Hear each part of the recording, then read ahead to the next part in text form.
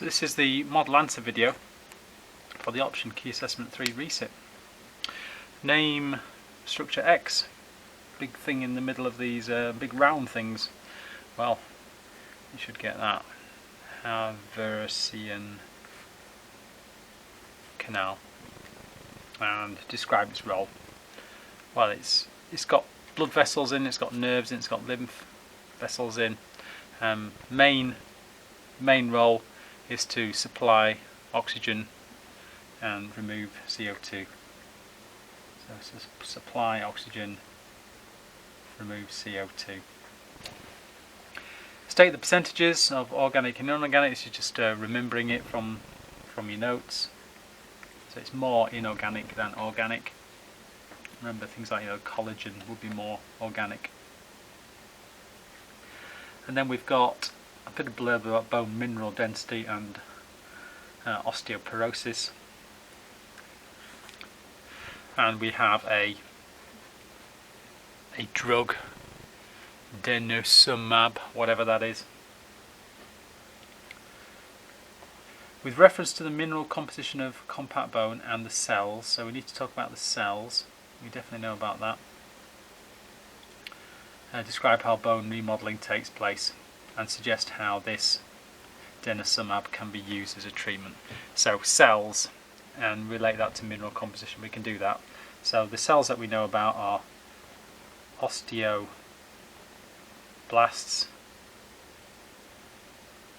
and we know about osteoclasts. Those are the two cells that we know about. Osteoblasts, well, these are bone builders, so they secrete the matrix.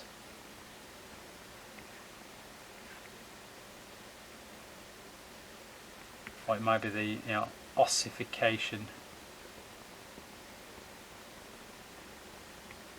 of the bone. Osteoclasts, they break this bone down.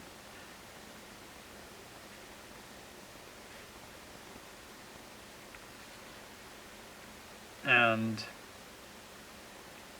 what happens to bone mass density? Well, what does it do with denosumab? Well, there's a gain in bone mass density of 3 to 6%. So bone mass density increases with denosumab. Or we could say there's 55% less fractures.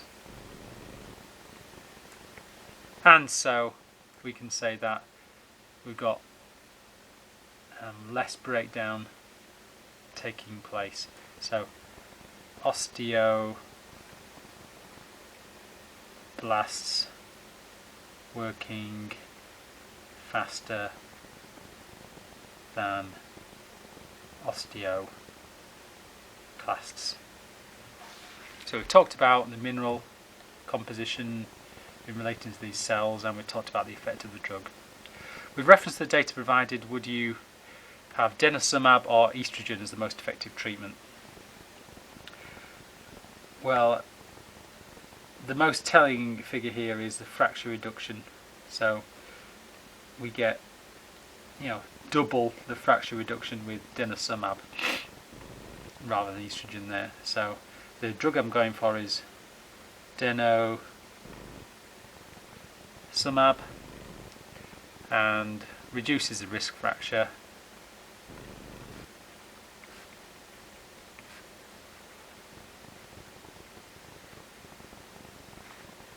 by 55 to 70%.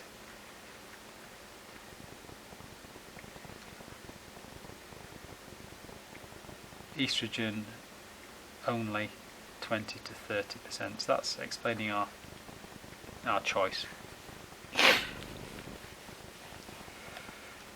Part D, wrist fractures.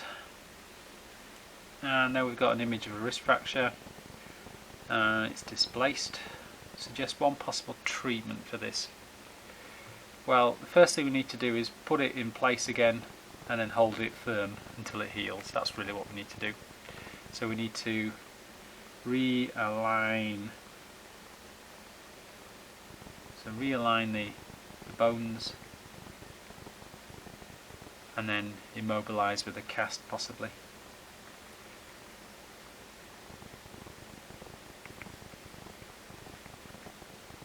Or they might pin it or splint it, plates, just some sensible suggestion of how they're going to immobilize it.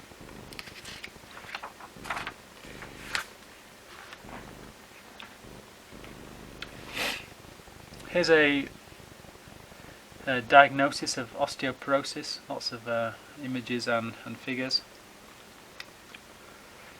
We've got bone mineral composition, bone mineral density, and then they use all of this to calculate a T-score. So one mark for calculating is just putting the numbers in. So the T-score is patient mean bone mass density.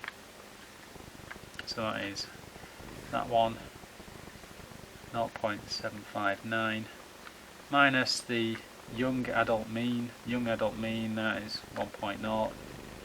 Divide that by the standard deviation young adult, whatever that is. That's the same as that one, 0.1.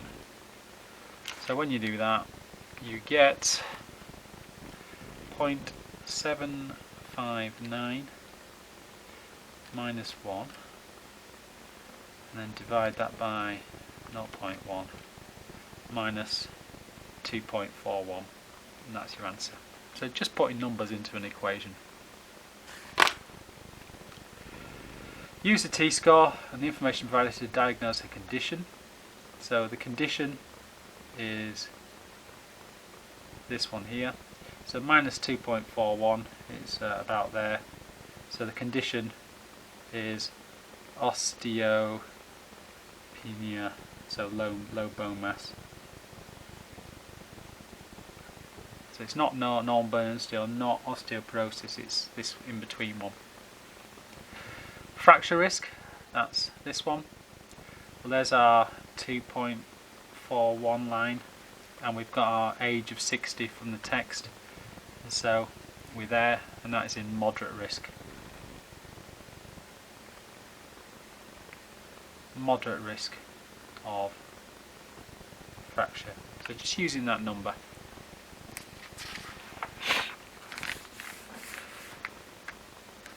Arthritis affects joints, particularly those of the hands and wrists.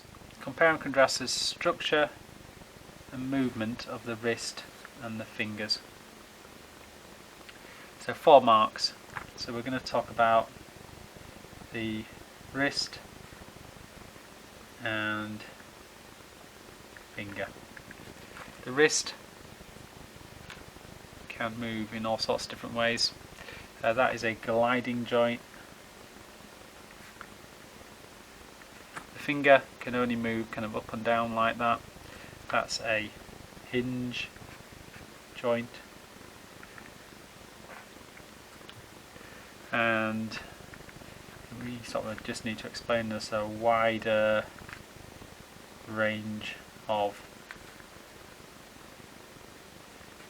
movement, more than one plane.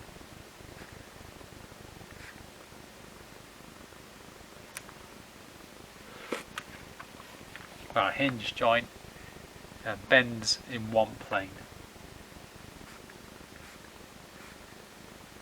That's the best way to say it, one plane, and then like it's not 3D, it's kind of a 2D movement. The patient presents symptoms of pain, stiffness and swelling, and increased temperature. Is this likely to be osteoarthritis or rheumatoid arthritis? Well, it's going to be rheumatoid.